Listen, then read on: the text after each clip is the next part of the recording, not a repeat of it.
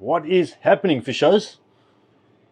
Don from Bullmorrie Fishing Tackle and Dean from Untraceable Fishing, and welcome to Throwback Thursday.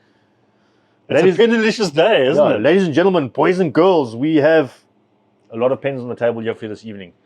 Where do we start? One of our good customers, Shane, forgive me, Shane. I'm old, it's Monday. Although this comes out on Thursday. This is a collection of some of his pen reels. He ordered these, besides one, I think he says he's caught fish on.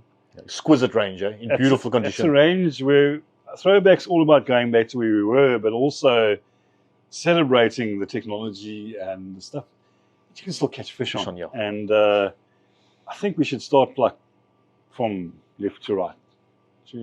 What's our first boy there? Can you see? Right, that side, man. Okay. Looks. My first reel I ever got at the age of about 8 years old. Okay. The Penn 180. My little cob, my cob catcher of death. Okay, I love the way guys talk about high-speed reels and that nowadays. These things were like 2.5 to 1 or something like that. You turn the handle once and a little bit of line came in. A lot of reeling for a little bit of line. Put it this way, when you brought your sinker in over the rocks, you cranked your gnarly off. Keep this muscle then can go. So yeah, they were phenomenal reels. I've never fished one of those, I must admit. Yeah. It was my first little reel I got thrown into the backyard with. And popular river reel though, I think. 100%. Very much so, nice and narrow and nice and light. Ideal all-rounder. Then the 85, can I talk about the 85? Of course you can. I had the 285, which was the aluminium spool model. These were the first pen reel I learned how to cast. Yeah. I was about a youngster, about 10, 12 years old. Bakelite body, this particular one, Bakelite spool. The one I had was a steel spool, which made casting quite challenging on the light. I'm sure. On the light tackle stuff. To give you a brief run through what I love about the entire pen range. Clunk, out of gear, free spool, cast nicely. You adjusted your speed on the side here. Basically the free play on the spool. You'd set your sinker drop as long as it came down nice and smoothly, not too fast. Meter a second type of thing. You know you're good to go. Drop it into gear, crank it on. Simple star drag. When you ran out of drag, the fish ran line, but it was okay. It was fun. We demoed last week. They ordered a wonderful ratchet. This one not as loud as some. This one's seen some work. Now we're not going to try on this one. Trust me, I'll get a bunch. But cob of over 10 kilos. International guys think like similar to your salmon over in America. So 20-pound fish. Your mull away for the guys in Australia. No problem. 100%. Beautiful little reel. You know that we used about a 20-pound, 25-pound nylon, and we caught fish on these things. And they lasted us. We bought them second hand, and you're still got another 10, 15 years fishing out of them. They phenomenal, well-engineered products. And this is what created the Penn brand. Yeah, I think sorry, I made myself lost. I think it's number 160. That's the 26. It's the 26. Which I've never heard of this one either. But the same size as the one. So basically a wider version of what you enjoyed. Yeah, no, for sure. It's a beautiful condition again. I've seen a bit of work at one day, you can see it. But certainly looks like it's caught fish. Then I'm assuming it was a level winder. Yeah, look at that. Yeah. One of the level one models. Like most of my level one reels. You take them off. That worm doesn't work, and also it affects your casting distance quite a lot. But if I'm not mistaken, this is the Peerless number 9. That must be one of the first level 1 reels in the world. I'm sure. Between them and Abu, I'm not sure the version to start off with. Abu did the first pen, copied them. Well done. Thank you. Great. Thank you. For our commentator there. Check how tiny. Yeah. That's almost like a little Abu 10,000 size. You got a spare pool here, dude. So you could screw that out to you know. Okay. They thought of everything even back then. Pen utilitarian in the best of ways. And I bet you the ratchet still work. Oh, that one sounds like it should. That one sounds proper. You haven't caught enough fish on this one, Sean. Oh, yeah, baby. So amazing little products. And testament to engineering. You know what I loved about Penn at this stage? The ratios were so slow, they didn't advertise them. No, they didn't advertise them. It was on the box and you bought it and that is it. And then you get those medium-sized ones. Yeah. And we spoke about in the rivers and that. Yeah. We were moving it. I think we did that one. Yeah. That's the little, sorry guys, they're all about the same to me. 160. That's the 160. 160, and then we had one next to it here, which was the 155. There we go. So we've got our expert to the right here, guys. So these were, again, light reels, more for your river, lighter applications. So that's pretty much the range, the 180, the 160, and 155. You were brave if you bought the widest one, because they were the most difficult to wind up levelly. Correct. And night fishing, you chose the narrow one if you had one. Yeah. Because nighttime fishing and winding up level was challenging. But still as smooth as a baby. Eh? Yeah, beautiful. Absolutely beautiful. Incredibly smooth. And then we get to the slightly larger boys. So look at that one. I don't know. I think we missed it. Did I miss that one? That's That was the 100, so we didn't look at it. Okay, then this is one I know the American guys love. The Squidder. Yeah. I think this thing still runs on their catalogue. I think the Squidder is still around. It's one of the longest running ones. Yeah. Internationally, this was their big hit. The guys were going for things like tuna, off the boats, and light bullfish and that, light tackle fishing. You'll see here it's got a little reinforced reel seat, so you can literally clamp. So you clamp onto your rod. And fairly wide spool. They were metal spool. They were designed to catch big fish. A little bit of extra pressure on the spool. Out in the deep sea boat environment, the ratio doesn't bother you at all. You want a low ratio, they should be better. One thing I'll say, we might joke about these things not having much drag. Yeah. But this is where, for any modern angler, your HT100 drag came from. Yeah. These guys started developing drags, and they were known for being smooth. And they were also metal drag washers to a large degree. I don't think there was any felt carbon and metal. So you wash, and they didn't overcook. Yeah. Literally, you could catch fish. You didn't have to smoke fish. No smoking bearings. And the gears didn't strip. Well engineered, well designed reels. Now there's a red Squidder as well. Oh, phenomenal sounding. Very, very nice. And so it could backwind as well. Very much like your Penn 49. So your little lever there as well. The backwind, okay. Very, very nice. And like you'll see one of our other famous ones, a single screw here on the boat. If you've got a line trapped in the side and then take it off quick, and no tools required to disassemble. Quickly add in some grease or free up your line and trying to jump in. So phenomenal little reel here. Let me get into the ones that this is the odd one I don't know as well. Yeah. This is quite a collection now. This is an unusual size. This is the 67, which apparently Shark Long Beach. There's that's one. I actually had one of those. This is Sean's Sharky reel. Yeah. And metal spool. It looks like it's obviously a narrow shaft in the middle. So this thing must have swallowed what 400 or 500 meters of line quite easily. And as a backing. Yeah, you could have Declan backing and they cast quite well as well. Quite a nice width for casting. I love the decals of the clouds and the lighthouse and that. Penn certainly over the years went to a lot of effort. Because my grandfather's a shark reel of choice in the days. Yeah. Not one I've ever fished with as well. Yeah. This will be the first, besides some of these, you'll notice the handle is getting larger here. That is designed as a counterbalance. And the little egg knobs here, they lasted well, eh? They did. Very hard material. You knew when you wore yours out, you'd fished a lot. You know, and I did replace one a few times.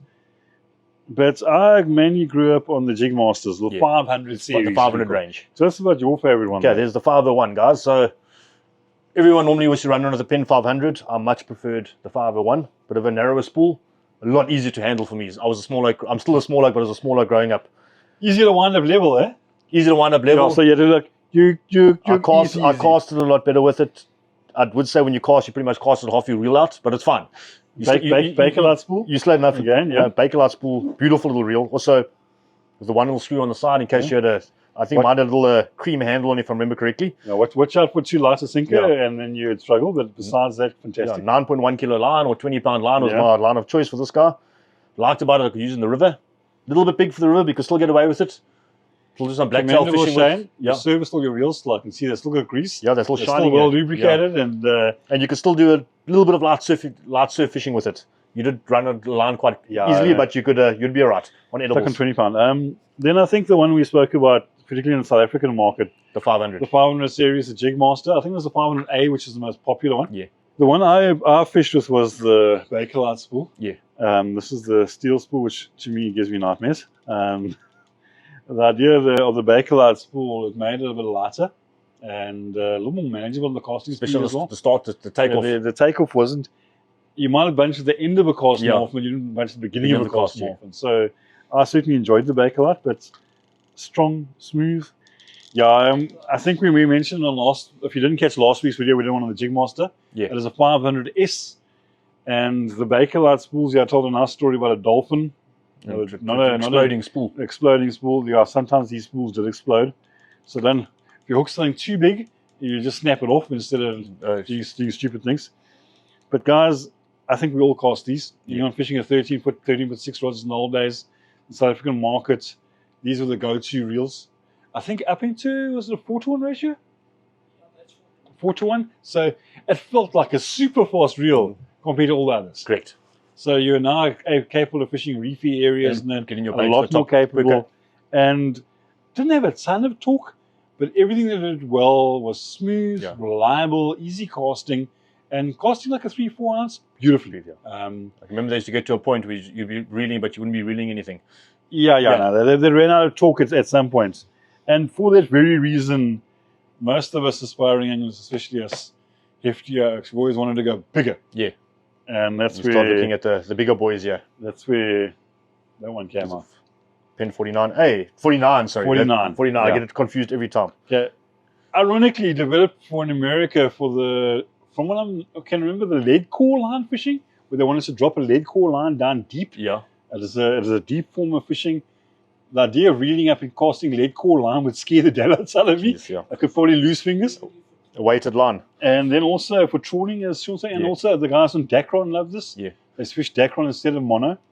Narrow, so your winding up was not an issue at all. Correct, yeah. The South African guys get ambitious on product though. And they were throwing these on Cape Points area, particularly Roykrans, if you can Google and look on Facebook. Some deep water points. And the guys used to target tuna up to 75 kg on these reels. But the problem is when they hooked not enough line. Really big ones ran out of line.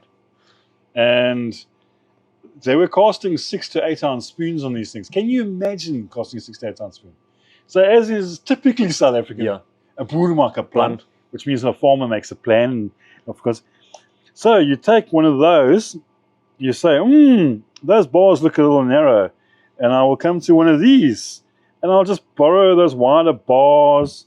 And what they did is actually engineered a spool. They cut the spool in half and literally welded it on a metal one to join it together. That's the first one. And eventually the one guy in the railways down in Cape Town, he was making these spools for the guys. And the Penn guys saw this and caught onto it and said, look, we'll produce the thing. Develop your reel. And it is made solely for the South African market. This one's got some sand in it. This smells like my baby. Don't got a piece of line down the Again, a throwback Thursday from a few episodes ago. Have a look at my one. We spoke in depth about it. I caught monster fish in that thing. Bakelite spool, I think 3.5 to 1 ratio. And in the South African market, we designated them 49A. You didn't see the A on the side of the badge because they didn't make internationally. They just like literally custom made these for us guys. And the number of 10 to 20 kg fish we caught in these things, the number of sharks in the 100 kg class, it was not an issue. Correct. On this reel, when I was fishing, I used to use I think it was a 13-foot 6 Castmaster. Can't remember which Castmaster. There were 3 of them, but you could cast a 4 to 6 ounce comfortably, and literally a 20 kg fish hardly bent the tip. And yet they could cast. Was that step? That step one, the brown step one. Yeah, I had one of those. And when you had that gear in your hand, there was no fear. No. You know, hook a bronze, got a weapon. Hook a hammerhead. Nah, it's fine. I got this. You know what I mean? But then, as all East Londoners tend to do, there's always something bigger. Bigger and better. The Senator. Is that the Senator? This is the Senator. The Senator range is still in production. You'll see Penn Senator. Yeah. That wonderful symbol there of a marlin. Very appropriate. Should be used for marlin fishing. This is a 9.0. So they had various like your hook sizes. Yeah. These things came in various sizes. What you'll notice here, obviously aluminium spool. Lugs there for your harness. Harness attachments. I like the way it's got a double harness attachment. You don't see that too often. Yeah. So this thing was made proper. Again, the real winch, so you bolted it on. On your rod properly. And talk for days. Yeah. This thing you could clink. And we could access our breakwater in the harbour here in East London, and I had some hammerhead. How big was the largest hammerhead this thing ever got? Big enough to be, a proper shark. A proper shark. Proper shark. And the guys still use these things internationally in the deep sea market. Yeah, they do. They have a hang of a reputation. I know locally the last ones we saw were like a reddy colour. I forget which one. There's like a 300 series or something like it. There have been quite a few Senators around. There's a massive range in them. the guys in the States, I know, still use these off the beach for going for their monster I've shots. seen that, yeah. They normally get a guy on a paddle But ski yeah, to they paddle their them bait out. Brave boy. They still You make know, them. I think they still they sell them. they still make the Senator range, and they are incredible products. Yeah, we were actually chatting about the Penn spinning reels earlier tonight, and the Penn Heritage, which is very much this. It's incredible how the different models in a series shared space. Correct. And across the entire Penn range, these ones we're looking at made in America still. Yeah. They weren't farmed out to cheaper production. And the reliability you got out of these products, we're talking about guys inheriting reels from their parents. Correct. And still fishing with them. There's still guys who are comfortably using a 500. a 500 or Jig Master today. I've still got a 49A, and I still plan on catching big sharks on mine. If I'm throwing 8 or 10 ounce sinkers, then in actual fact that Assassin Blade, That we threw. I want to go test mine on this one. Go 10 ounce in a whole mackerel. Have fun. You know what you're saying. I know on the weekend we were fishing double mouth area, and two of the locals that walked past were fishing the Slade 500s on their rods. And they're still catching cobble and wild coasters that are 100%. bigger than we 100%. normally catch. So hats off to Penn, where they've come from, making themselves a household brand. And I think just developing a product.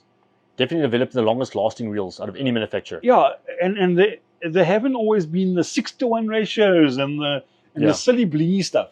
This has been about reliable products that perform. Reliable simplicity. And you've got to take hats off to them. I think any South African angler from about the age of about 40 and older has got a massive heritage which we've all come from. And thanks to Penn, because in those days everything else was junk.